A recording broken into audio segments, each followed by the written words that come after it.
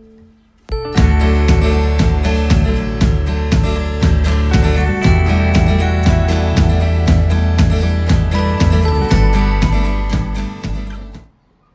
so you're already here. Good morning, my dearest students. Today we are going to talk about this topic, the solar system.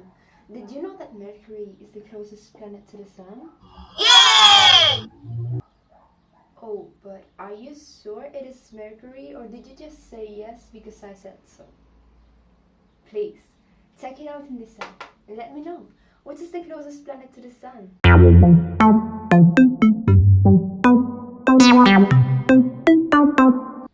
Whenever you teach at the same time to doubt what you teach.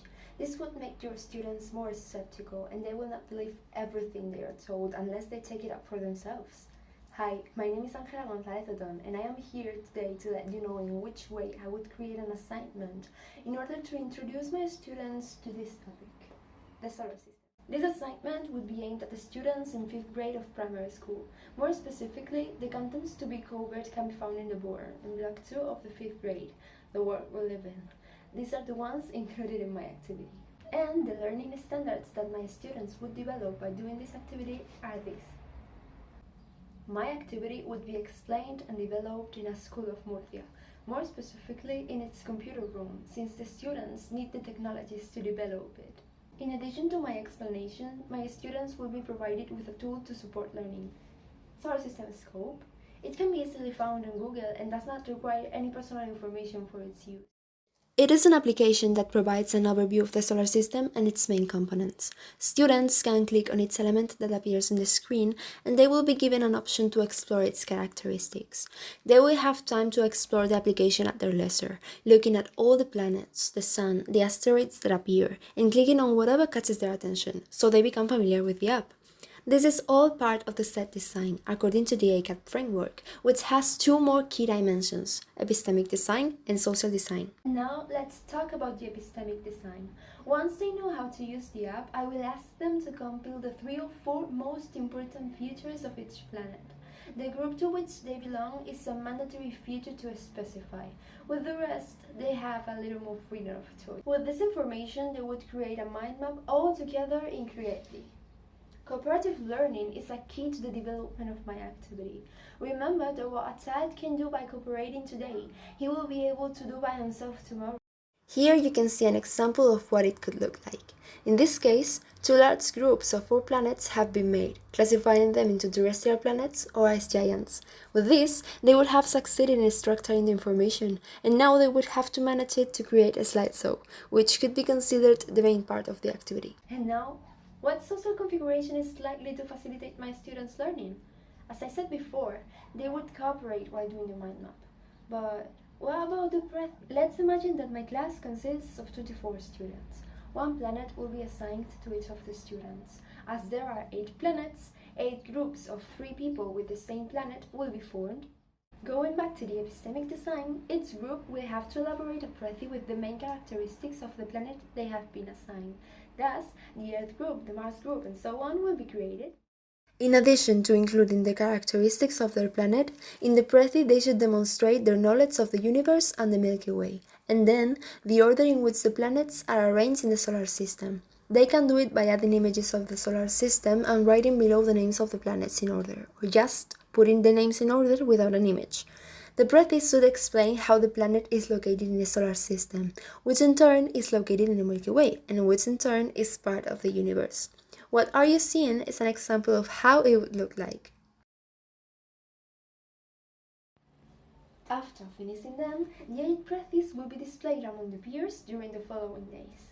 Once all the students have mastered all the information about each planet by exploring with solar system scope, making mind maps and creating a précis about their own planet, they are ready for the last task, creating their own Kahoot. In this task, the groups of 3 previously made will be maintained. In this way, each group will have to elaborate 5 questions for their Kahoot about the characteristics of the planet about which they made the précis.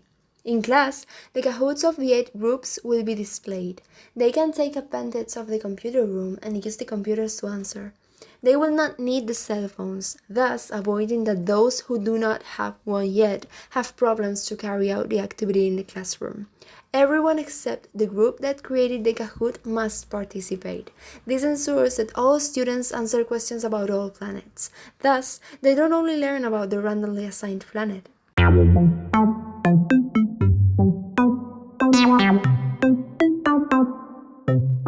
The main ethical problem that I can find imagining I do this activity in the classroom is the fact that personal information is required in order to create an account on Creately, Prezi, and Kahoot.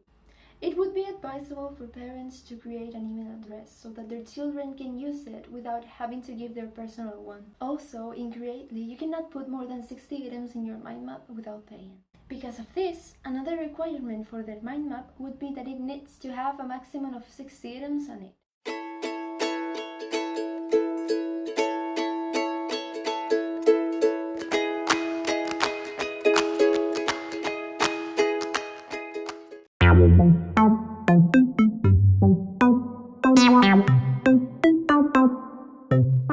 Using digital tools in this case provides an added value. Without the solar system scope application, it would be very difficult to give the students such a broad view of the solar system. They would be very limited in their exploration. Also, when it comes to creating the mind map among the 24 students at the same time, it would be too complicated without Creately, which allows them to connect and edit it among all of them. Prezi also allows them to work in groups in a simple and comfortable way. Kahoot simply makes the class much more entertaining, creating a competitive atmosphere among the students that makes them want to surpass each other.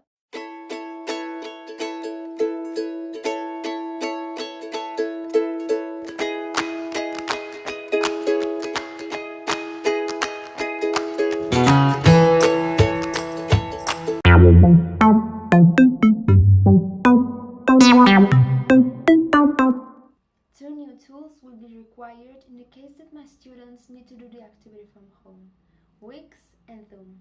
The solar system scope would be embedded in Wix, a blog that would be used to give students access to things like this.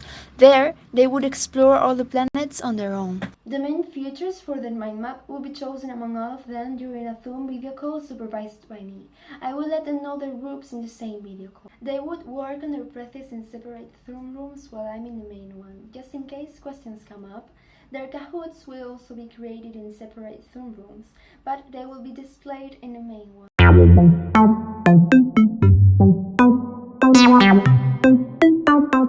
To evaluate my students, I would choose the formative evaluation modality. I consider it important to see the process of my students and help them when difficulties arise. Thus, to evaluate them, I would supervise in class how they do the mind map and the slideshows, and I would take it into consideration if I notice progress when answering the Kahoot.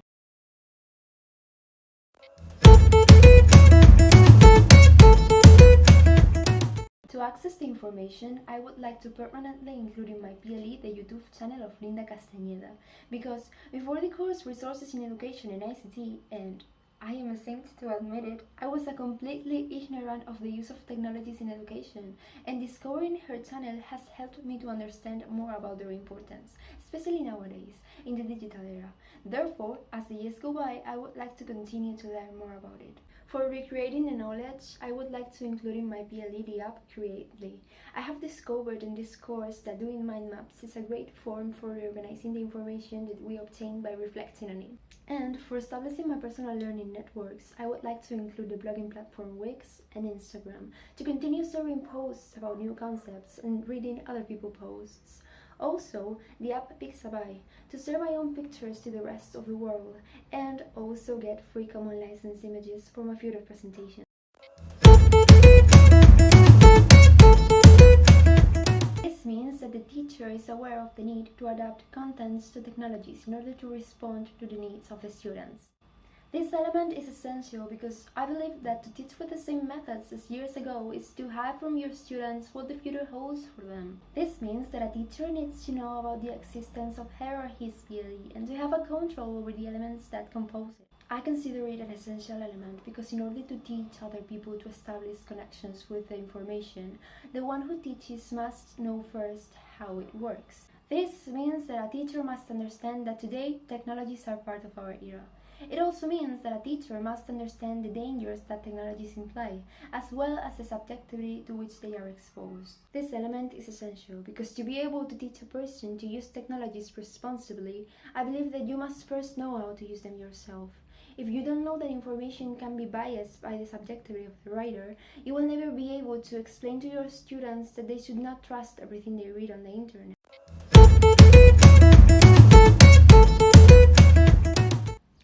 I would say an 8. I do not consider that everything that I have contributed to this subject and to my work group has been perfect, but I do have to recognize that in good times and bad ones, I have been 100% involved in all the activities that have been sent. There have been times when I have been too involved, doing parts that didn't even correspond to me. Maybe if I had never done more work than I was supposed to, I would get a lower grade, but I think I deserve this one for the effort I have made during the whole course to get the tasks done.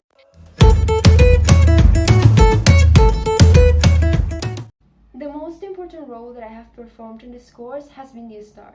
In my opinion, the star has a pressure that the other roles do not.